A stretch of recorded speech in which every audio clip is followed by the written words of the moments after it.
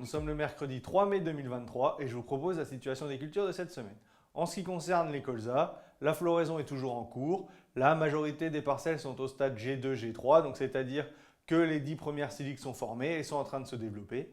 Les conditions actuelles avec des températures plus douces et du soleil vont permettre à la floraison de se poursuivre et à la formation des siliques.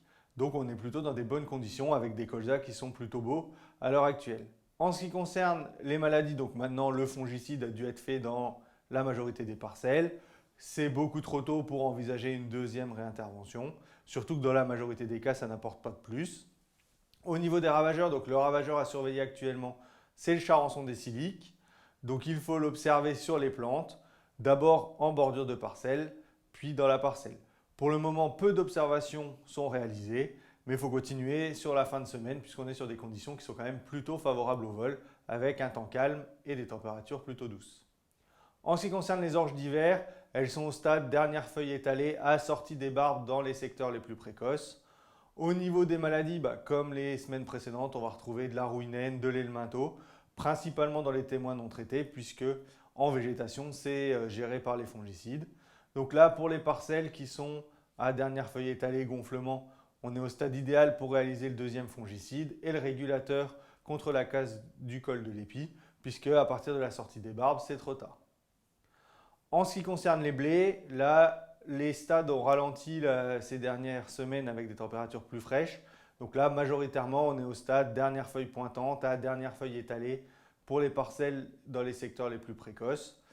Au niveau maladie, pareil, la septoriose est toujours dominante. On en trouve régulièrement sur les feuilles basses. On trouve également un peu d'oïdium sur tige, mais globalement, la rouille jaune, elle, est absente ce printemps, alors que les conditions étaient quand même plutôt favorables. Il est encore un peu tôt pour réaliser le dernier fongicide. Il vaut mieux attendre que la dernière feuille soit bien étalée, puisque c'est la feuille à protéger pour maintenir la photosynthèse le plus tard possible. Donc là, pour la majorité des parcelles, il est encore un peu tôt pour réaliser le deuxième fongicide.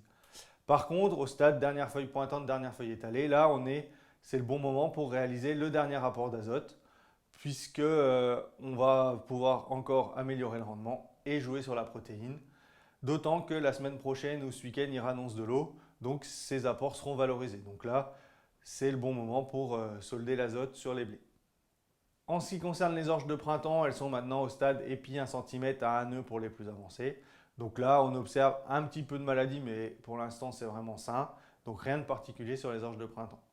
En ce qui concerne les pois d'hiver, les parcelles les plus précoces vont démarrer leur floraison. On est au stade bouton floral. Donc là, à l'heure actuelle, il faut surveiller les pucerons. Pour le moment, il n'y a pas d'observation. Et au niveau maladie, c'est plutôt sain, mais à surveiller avec l'arrivée de la floraison. En ce qui concerne les protéagineux de printemps, donc là, ils poursuivent leur développement.